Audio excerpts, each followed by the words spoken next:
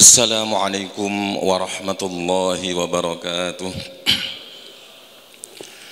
Innal hamdalillah nahmaduhu wa nasta'inuhu wa nastaghfiruh wa na'udzu billahi min shururi anfusina wa min sayyiati a'malina.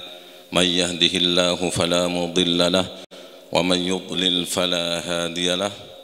Wa asyhadu an la ilaha illallah wahdahu la syarika lahu wa asyhadu anna nabiyyana Muhammadan abduhu wa rasuluh wa safiyyuhu min khalqihi wa khaliluh. Ballagha ar-risalah wa adda al-amanah wa nasaha al-ummah wa jahada fillahi haqqa jihadih hatta ataahu al-yaqin. Allahumma salli wa sallim wa zid wa barik ala sayyidina Muhammad wa ala alihi wa sahbihi wa man tabi'ahum bi ihsanin ila yaumiddin. Amma ba'd. Allahumma 'allimna ma yanfa'una wanfa'na bima 'allamtana wa zidna 'ilma wa alhiqna bi 'ibadikas shalihin. Amin. Para jamaah salat maghrib Masjid Ad-Du'a yang semoga senantiasa dimuliakan oleh Allah Subhanahu wa taala. Alhamdulillah, pada malam hari ini kita masih diberikan kesempatan oleh Allah Subhanahu wa taala untuk menunaikan salat maghrib berjamaah. Kemudian kita lanjutkan dengan zikir, dan saat ini kita lanjutkan dengan kajian. Tentunya harapan kita semoga amal ibadah kita senantiasa diterima oleh Allah Subhanahu wa taala, dan semoga kita selalu istiqamah dalam melakukan ibadah dan amal saleh, dan semoga kelak kita mendapatkan husnul khatimah. Amin ya rabbal alamin. Salawat dan salam semoga senantiasa tercurahkan kepada junjungan kita Nabi Muhammad sallallahu alaihi wasallam, juga kepada seluruh keluarga dan seluruh sahabat beliau.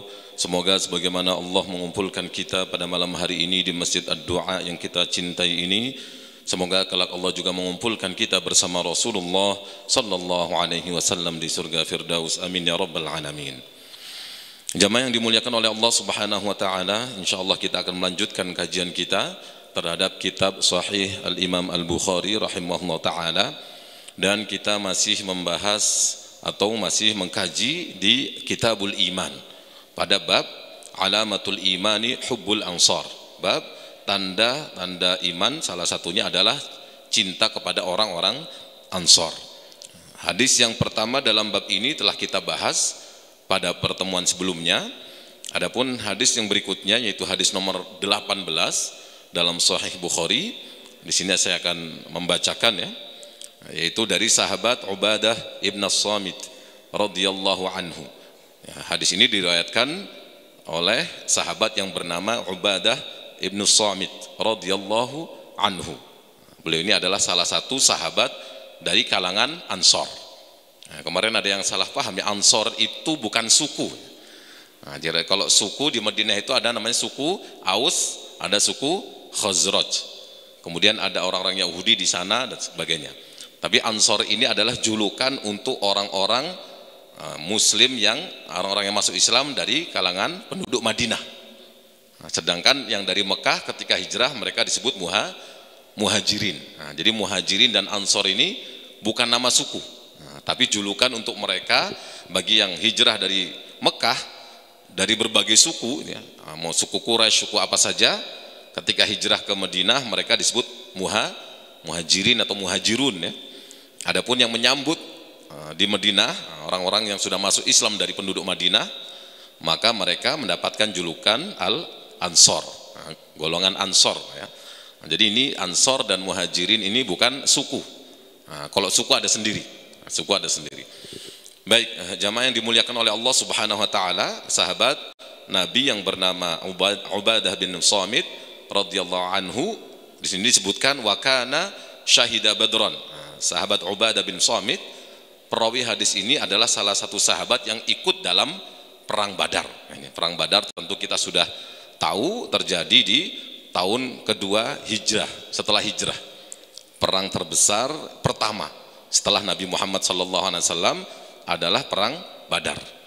Dan sahabat-sahabat yang ikut perang Badar ini sahabat-sahabat yang pilihan. Jadi mereka mempunyai kedudukan tersendiri dibanding sahabat-sahabat yang tidak ikut dalam perang Badar.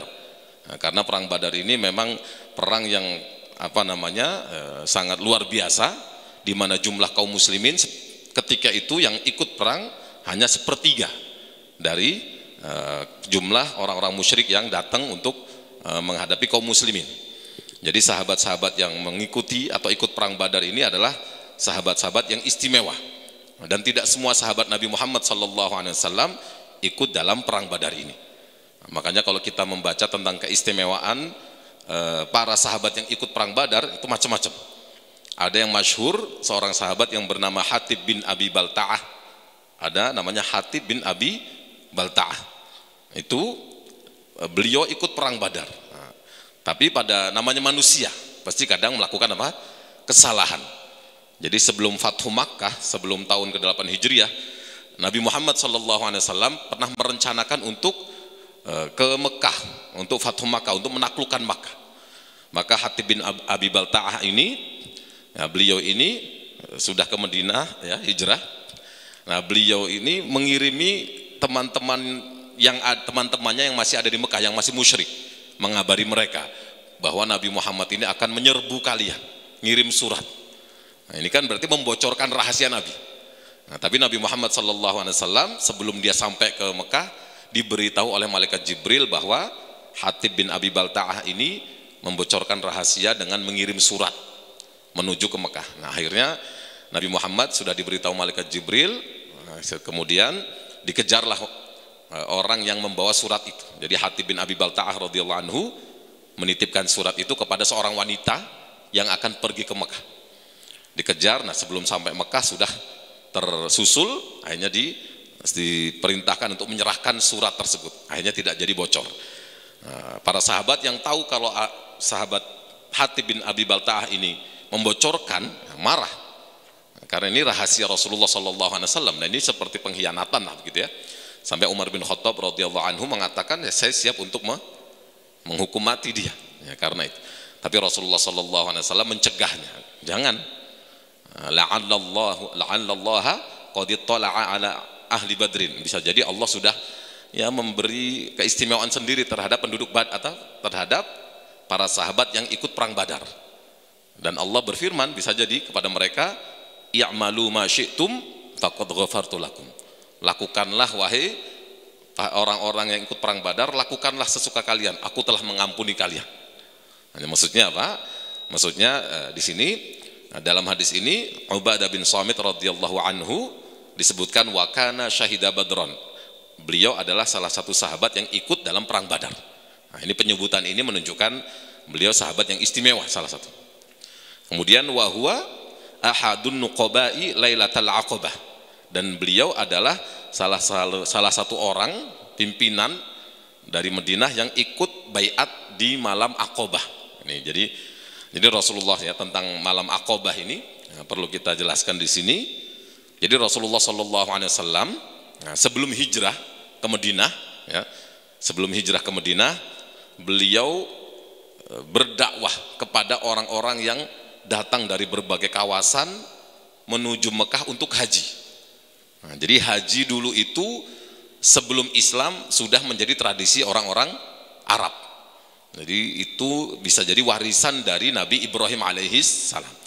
Jadi Nabi Ibrahim alaihissalam beserta putra beliau Nabi Ismail, nah, dulu di Mekah dan sudah mengajarkan tentang haji. Nah, kemudian itu masih dilakukan oleh penduduk Mekah, cuman mereka menjadi musyrik kan gitu ya. Nah, orang-orang Madinah pun dulu ketika musim haji datang ke Mekah untuk menunaikan haji walaupun mereka dalam kondisi musyrik.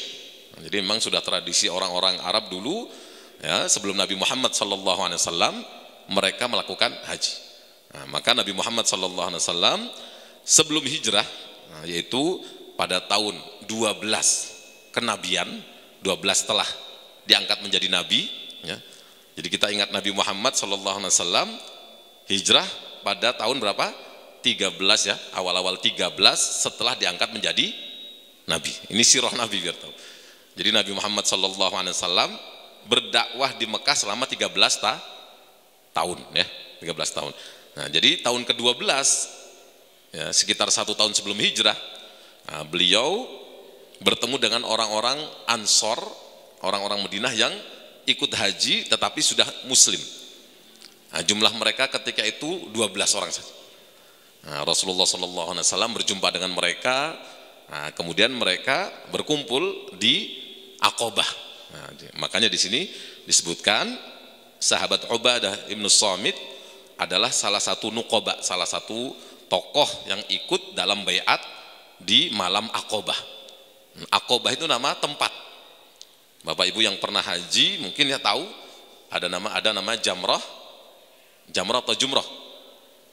Jamroh yang benar ya. Nah, tapi Indonesia masyhurnya apa? Jumroh. Nah, yang betul itu Jamroh. Nah, jadi ada Jamroh Aqobah itu atau Jamroh Kubro ya. Nah, kalau melempar jamroh itu kan yang pertama jamroh sugro, wusto dan atau ula, wusto atau Aqobah atau Kubro. Jadi Aqobah ini yang terakhir kalau memang 3 kali. Tapi untuk tanggal 10 ingat haji, tanggal 10 atau ketika lebaran itu ya, ketika kita wukuf di Arafah, kemudian mabit di Musdalifah, kemudian menuju ke Mina, maka di waktu subuh pagi-pagi itu kita melakukan melempar jamroh yang pertama apa? Jamroh Aqobah yang tanggal 10. Nah, nanti tanggal 11, 12, 13 itu baru kita ngelempar 3, yaitu ula, wusto dan Aqobah tadi. Nah, tapi kalau tanggal 10 itu hanya Aqobah saja. Ya, semoga kita bisa haji semua ya dalam waktu dekat. Amin ya rabbal alamin. Yang sudah pernah haji semoga bisa haji lagi lah. Amin ya rabbal alamin. Nah, ini biar kita bisa terbayang ya. Jadi Nabi Muhammad SAW ya ketika itu menemui atau berjumpa dengan beberapa tokoh dari Madinah yang sudah masuk Islam. Mereka datang ketika musim haji ke Mekah dan berjumpa dengan Nabi Muhammad SAW di Aqobah. Aqobah itu tempatnya di mana? Mina ya, ujung Mina yang sudah paling dekat dengan Mekah. Nah, nanti bisa lihat di peta ya, bisa lihat di peta. Jadi beliau berjumpa dengan 12 orang dari Madinah yang sudah masuk Islam, berjumpa dengan Nabi, lalu di baiat. Nah, makanya malam ini kita akan membahas isi dari baiat Aqobah yang pertama. Nah, karena baiat Aqobah itu ada 2 kali. Ada 12 tahun 12 setelah kenabian, ada nanti 13 setelah kenabian, tahun berikutnya ada lagi. Nah, jadi pada baiat Aqobah yang pertama ini Rasulullah SAW membaiat 12 sahabat yang berasal dari kalangan Ansor. Nah, isinya apa dalam baiat itu? Ini yang akan kita bahas malam ini. Anna Rasulullah SAW, bahwasanya Rasulullah SAW qala, beliau bersabda, wa haulahu yasabatun min ashabihi, dan dikeliling Rasulullah SAW ada sejumlah orang dari sahabat beliau, ada sejumlah sahabat beliau. Nah, jadi beliau membaiat para sahabat yang ada di dekat beliau di Aqobah, khususnya para sahabat yang datang dari Madinah yang masuk Islam awal-awal dari kalangan Ansor. Nah, beliau bersabda apa? Bayi'uni, berbaiatlah kalian kepadaku. Yang pertama, ala alla tusyriku billahi syai'ah. Berbaiatlah, berbaiat itu berarti berjanji lah ya, bersumpah setia. Nah, berbaiatlah kalian kepadaku untuk tidak menyekutukan Allah dengan sesuatu apapun. Ini poin pertama. Nah, jadi Rasulullah SAW membaiat para sahabat dan meminta mereka bersumpah setia atau berjanji untuk pertama tidak menyekutukan Allah dengan sesuatu apapun. Nah, di sini menyekutukan Allah ya, para ulama mayoritas mengatakan maksudnya menyekutukan syirik yang besar. Jadi jangan menyembah selain Allah Subhanahu wa taala. Nah, jadi kalau ini syirik yang besar ya, ini tidak akan diampuni kecuali tobat betul. Nah, jadi kalau ada orang sudah menyembah selain Allah kemudian dia mati, kalau tidak tobat maka tidak ada kesempatan diampuni. Tapi kalau orang yang pernah syirik kepada selain Allah, yang melakukan kesyirikan kemudian sempat tobat dan tobat sungguh-sungguh, ya insya Allah diampuni oleh Allah Subhanahu wa ta'ala. Nah, jadi syirik yang masyhur tentu ada syirik besar, ada syirik kecil atau syirik lembut. Nah, syirik kecil ini terkenalnya termasuk dalamnya adalah riya, pamer ya. Kita melakukan ibadah kok pamer, riya, maka disebut syirik khofi nyebut. Syirik apa? Khofi. Nah, ini syirik khofi ini sulit untuk kita hindari. Kalau syirik besar insya Allah kita tidak ada yang syirik besar lah. Insya Allah hadirin kita terjaga dari menyembah selain Allah Subhanahu wa ta'ala. Yang sulit biasanya kita ini syirik apa yang kecil yang lembut. Makanya Nabi Muhammad SAW dalam satu hadis diriwayatkan Imam Bukhari, hadis sahih di dalam kitab Adab Mufrad, beliau pernah bersabda kepada sahabat Abu Bakar. Ini sahabat Abu Bakar, kita tahu iman beliau bagaimana. Tapi Nabi Muhammad SAW beliau pernah bersabda, ya Abu Bakrin, wahai Abu Bakar, la syirku fikum akhfa min dabibin nahli. Sungguh syirik pada diri kalian ini itu lebih samar dibandingkan semut kecil yang merambat. Jadi semut kecil, Bapak Ibu, kalau ada di karet itu ada semut yang jalan, kelihatan nggak? Nggak kelihatan, kecuali dilihat amat-amati betul. Tapi kalau kita lihat semut kecil kan tidak kelihatan. Jadi syirik itu, maksudnya syirik yang lembut ini, nah, itu bisa kadang lebih lembut dibanding semut yang berjalan, kadang nggak kelihatan. Ya. Beliau mengulangi lagi, wallazi nafsi biyadihi la syirku akhfa min dabibin namli. Sungguh syirik itu lebih lembut, lebih samar, lebih tidak nampak dibandingkan semut kecil yang berjalan itu, saking kecilnya. Maka beliau mengajari, ini ada doa dari Nabi Muhammad SAW yang bisa kita amalkan agar terjaga dari kesyirikan, baik syirik yang lembut maupun syirik yang besar. Nah, beliau bersabda, ala adulluka ala syai'in, maukah kamu aku beritahu? Beritahu sesuatu, idza fa'altahu zahaba anka qaliluhu wa kathiruhu. Maka kalau aku beritahu kamu ya sesuatu, kalau kamu melakukannya, maka akan hilang dari kalian kesyirikan itu, baik yang sedikit maupun yang banyak. Kata beliau apa? Katakan, bacalah doa ini. Sering-sering baca doa ini. Allahumma inni a'udzubika an usyrika bika wa ana a'lamu wa astaghfiruka lima la a'lamu. Ini segitu aja. Insyaallah sudah hafal semua ya. Jadi kalau pengajian seperti ini umumnya masuk kanan keluar kanan lagi. Yang tidur maksudnya. Nah, tapi kita ulangi lagi. Jadi ada doa yang Rasulullah ajarkan kepada kita agar kita terhindar dari syirik yang, bahkan syirik yang samar tadi. Allahumma ya Allah, inni a'udzubika, sungguh aku berlindung kepadamu, an usyrika bika, berlindung kepadamu untuk menyekutukanmu. Jadi aku minta kepadamu dilindungi dari menyekutukan kepadamu. Wa ana a'lamu, dan saya sadar tentang itu. Jadi kita berlindung kepada Allah, jangan sampai kita sadar menyekutukan Allah Subhanahu wa taala. Kita berlindung. Di sisi lain, wa astaghfiruka, dan aku minta ampun kepadamu, lima la a'lamu, bagi apa yang saya tidak sadari, bagi apa yang saya tidak ketahui. Jadi pertama kita berlindung kepada Allah agar jangan sampai kita menyekutukan Allah dengan kesadaran. Dan kita juga minta ampun kepada Allah kalau kita melakukannya tanpa kita sadari. Nah, jadi ini doa dari Rasulullah SAW. Mungkin Bapak Ibu bisa searching ya, cari di YouTube, ada apa di internet itu ada. Nah, itu sumbernya dari kitab Al-Adab Al-Mufrad karya Imam Bukhari, dan hadisnya sahih. Hadisnya sahih. Beliau mengajarkan pada para sahabat, khususnya ketika itu kepada sahabat Abu Bakar As-Siddiq radhiyallahu anhu. Allahumma inni a'udzubika an usyrika bika wa ana a'lamu wa astaghfiruka lima la a'lamu. Pendek, insyaallah mudah dihafal. Ini biasanya kalau saya dulu kami diajarkan ya, guru kami dibaca pagi dan sore bersama zikir pagi dan petang. Itu kami baca ya. Jadi sebelum kita baca yang lain itu, setelah baca istighfar berapa 100, nah itu baca itu. Baru kita baca yang lain. Allahumma inni a'udzubika minal hammi wal hazan. Tapi baca ini dulu biasanya. Baca ini. Jadi ini doa dari Rasulullah SAW kepada kita agar terhindar dari syirik, baik syirik yang besar maupun syirik yang samar tadi, yaitu menyekutukan Allah atau sifat riya dalam berbuat. Ini pertama. Ini poin pertama dari baiat yang Rasulullah ambil dari para sahabat. Berbaiatlah kalian kepadaku, pertama untuk tidak menyekutukan Allah dengan apapun. Kedua, wala tasriqu, dan janganlah kalian mencuri. Jadi berbaiat kepada para sahabat, sahabat diambil baiat sumpah. Kedua, untuk tidak mencuri.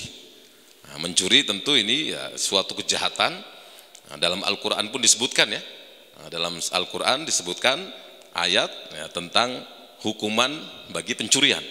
As-sariqu was-sariqatu faqata'u aydiyahuma. Nah, jadi pencuri laki-laki dan pencuri perempuan, maka potonglah kedua tangan, potonglah tangan mereka. Nah, ini tentu ini yang menerapkan hukuman potong tangan bukan sembarangan. Nah, ada pencuri langsung dipotong ya. Tentu ada pihak yang berwenang. Tidak boleh sembarangan orang menerapkannya. Ya, dalam surat Al-Maidah ya, surat kelima ayat 38 Allah berfirman, "Was-sariqu was-sariqatu", pencuri laki-laki dan pencuri perempuan, "faqta'u aydiyahuma", maka potonglah kalian tangan keduanya, jazaa'an bima kasabah, sebagai balasan bagi apa yang mereka lakukan. Nakalam minallah wallahu azizun hakim ya. Ya, nah ini siksaan dari Allah dan Allah Maha Perkasa lagi Maha Bijaksana. Nah, tentu Bapak Ibu kita perlu belajar ya, dalam Islam itu ada namanya fikih jinayah Islam. Nah, ada. Nah, tapi ini tentu ya untuk menerapkannya tidak boleh sembarangan. Harus ada namanya kewenangan ya, pihak yang berwenang untuk menerapkannya. Dan dalam pencurian ini ada syaratnya. Kapan orang yang mencuri dipotong tangannya? Nah, itu kalau yang dicuri minimal tidak kurang dari rubuk dinar. Rubuk dinar itu 1/4 dinar. Nah, 1 dinar itu sekitar 4,25 gram emas. 4,25 gram emas. Nah, 1/4-nya berapa? Sekitar 1 gram, sekian ya. Kalau diuangkan zaman sekarang ya sekitar 2 jutaan lah. Jadi orang kalau mencuri 500.000 ya dosa-dosa, tetapi tidak diterapkan padanya hukum potong tangan kalau memang ini diberlakukan ya. Nah, jadi minimal 1/4 dinar, dan yang dicuri pun harus disimpan di tempat khusus gitu. Emas ada tempat di rumah, di kamar. Kalau kita naruh emas di depan rumah, ada orang ngambil, yang ngambil ya salah, tetapi tidak boleh dipotong tangan karena kita salah juga. Nah, makanya ulama kemudian berbeda pendapat. Bagaimana kalau orang mencuri kopi di kebun? Nah, ini kan kopi naruhnya di sana, nah, kan tidak bisa dijaga. Nah, ini mazhab Syafi'i mengatakan ya kalau sampai melampaui batas lebih dari 1/4 dinar tadi ya tetap diterapkan potong tangan tadi. Nah, tapi ini tentu tadi ya penerapannya tidak sembarangan. Nah, kemudian kemarin sudah kita singgung, apakah korupsi itu masuk dalam pencurian dalam definisi fikih? Nah, maka korupsi beda. Korupsi beda dengan potong tangan, beda dengan mencuri. Nah, korupsi itu mengambil dan kebetulan yang dia korupsi itu di bawah kekuasaan dia. Nah, kalau mencuri kan syaratnya dia ngambil barangnya itu dari tempat yang sudah kita tutup rapat, dia sembunyi-sembunyi ngambil.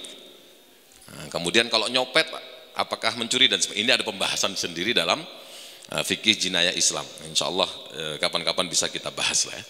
Nah, poin kedua, wala tasriqu, dan janganlah kalian mencuri. Nah, ini mencuri ini mau dia orang Islam atau non Muslim semua mengakui itu kejahatan. Mencuri adalah sebuah kejahatan. Kemudian yang ketiga, wala taznu, dan janganlah kalian berzina. Nah, ini sebenarnya ayat-ayat tentang mencuri, berzina ini ketika Rasulullah membaiat para sahabat ya belum turun ayat-ayatnya, tetapi beliau sudah melarang mereka untuk melakukannya. Nah, dalam Al-Quran disebutkan ya, dalam surat An-Nur ya, ayat 2, az-zaniyatu waz-zani fajlidu kulla wahidin minhuma mi'ata jaldah. Nah, jadi mencuri, berzina itu kejahatan-kejahatan yang hukumannya sudah Allah tetapkan dalam Al-Quran. Maka ini nyebutnya kalau dalam fikih jinayat itu dia hudud. Nah, tapi kalau kejahatan yang belum ditetapkan hukumannya dalam Al-Quran dan Sunnah, maka disebut ta'zir. Nah, ta'zir itu adalah hukuman yang ditetapkan oleh pemerintah atau oleh pihak yang berwenang. Tapi kalau yang seperti ini namanya hudud ya. Nah, baik yang kedua ini wala taznu, dan janganlah kalian berzina. Nah, sudah kita singgung kemarin dalam Al-Quran, larangan berzina itu bukan berbunyi janganlah kalian berzina, tidak, tapi berbunyi janganlah kalian dekati, wala taqrabu zina. Tidak boleh mendekati zina. Mendekati saja tidak boleh, apalagi melakukannya. Ini. Jangan sampai ada yang memahami yang nggak boleh kan mendekati. Kalau langsung boleh, jangan. Nggak begitu. Ini namanya kias aulawi ya. Jadi kalau mendekati saja tidak boleh, apalagi melakukan. Seperti sudah kita singgung dulu, dalam Al-Quran tidak ada larangan memukul orang tua, tapi adanya larangan mengatakan ngomong galak, kasar, nggak enak sama orang tua saja tidak boleh, apalagi memukul. Jadi dalam Al-Quran, dalam memahami dalil itu ada namanya menggunakan kias aulawi dan seterusnya. Baik, ini poin yang berapa tadi? Yang pertama, jangan menyekutukan Allah dengan apapun. Kedua, jangan mencuri. Kemudian jangan berzina. Jangan berzina, jadi mendekati zina jelas tidak boleh. Mendekati dengan bentuknya apa ya? Dua-duaan, gelap-gelapan, pacaran. Nah, semoga kita dilindungi dari semua itu. Wala taqtulu auladakum, dan janganlah kalian membunuh anak-anak kalian. Nah, ini karena dulu orang-orang Arab dalam suku-suku tertentu mereka kadang masih mau membunuh anak mereka, khususnya anak-anak perempuan, atau disebut dengan wa'dul banat. Nah, tetapi ada yang mungkin hadirin sering dengar kisah sahabat Umar bin Khattab radhiyallahu anhu yang kalau ingat itu nangis. Nah, cuman kisah itu sanadnya lemah.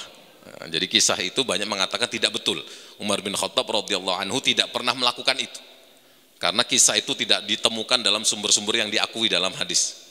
Nah, jadi memang ada tradisi di sebagian suku orang yang dimana ketika lahir anak perempuan maka dikubur hidup-hidup kan ya. Nah, tetapi Umar bin Khattab radhiyallahu anhu itu berasal dari suku yang tidak ada tradisi itu. Makanya, dan di samping itu pula sanad tentang kisah Umar bin Khattab radhiyallahu anhu membunuh putrinya itu juga tidak kuat, lemah, bahkan tidak ditemukan kisah itu dalam sumber-sumber yang diakui.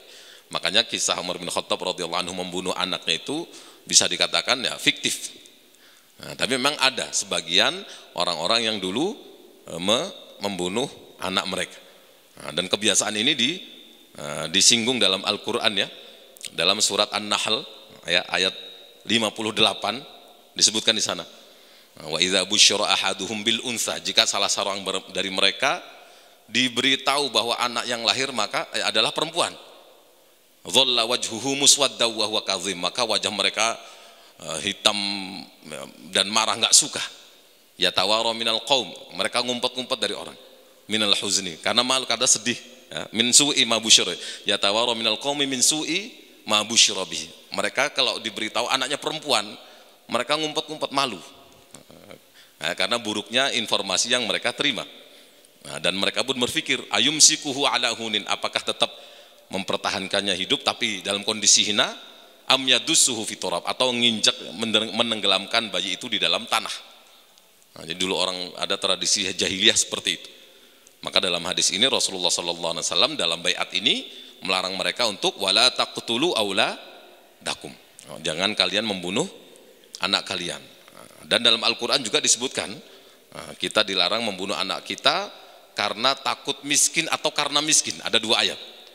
Satu ayat disebutkan ya, dan janganlah kalian wala taqtulu auladakum min imlaqin. Jangan kalian membunuh anak kalian karena kondisi miskin. Di sisi lain ayat yang lain juga mengatakan wala taqtulu auladakum khasyata imlaq. Jangan juga kalian membunuh anak kalian karena takut miskin. Nah, kalau takut miskin kan belum miskin. Nah, jangan, jadi ada dua ayat itu dengan larangan yang sama, yaitu larangan membunuh anak kita karena khawatir miskin atau karena kondisi miskin. Ini jangan sampai. Nah, karena beberapa waktu terakhir ada berita orang tua yang sudah membunuh anaknya karena kemiskinan dan sebagainya, kan kasihan luar biasa. Nah, mungkin nanti ada pembahasan bagaimana menggugurkan janin. Nah, ini mungkin ada pembahasan. Nah, kalau ulama sepakat menggugurkan janin yang sudah ditiup ruh, yaitu sekitar 120 hari, itu semua sepakat. Hukumnya apa? Haram.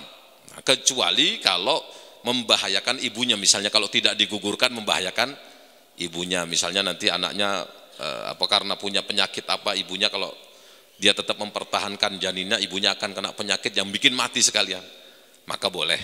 Nah, tapi secara asli hukum menggugurkan janin adalah haram ya, khususnya setelah ditiupkan ruh ke bayi itu, yaitu sekitar berapa bulan? 4 bulan ya, atau 120 hari. Adapun sebelum ditiupkan ruh ke dalamnya, maka di sini ada ulama berbeda pendapat. Nah, tetapi fatwa MUI yang dipegangi adalah tetap diharamkan selama walaupun belum ditiupkan ruh ke dalamnya. Nah, jadi jangan kalian membunuh anak-anak kalian. Ya, kalau yang sudah hidup jelas dilarang. Ya, kalau Bapak Ibu ingin buka ayat, misalnya dalam surat Al-Isra ayat 31, jangan kalian membunuh anak-anak kalian karena takut miskin. Kemudian ada dalam surat lain juga disebutkan, jangan kalian membunuh anak kalian karena miskin. Itu dalam surat Al-An'am ayat 151. Nah, ini kemudian bisa kita bahas juga tentang membunuh anak yang masih dalam kandungan tadi. Kalau sudah ditiupkan ruh, ulama sepakat hukumnya haram, tapi kalau belum maka ini ulama berbeda pendapat, tetapi yang kita ikuti ya hukumnya tetap haram, ya, tetap haram.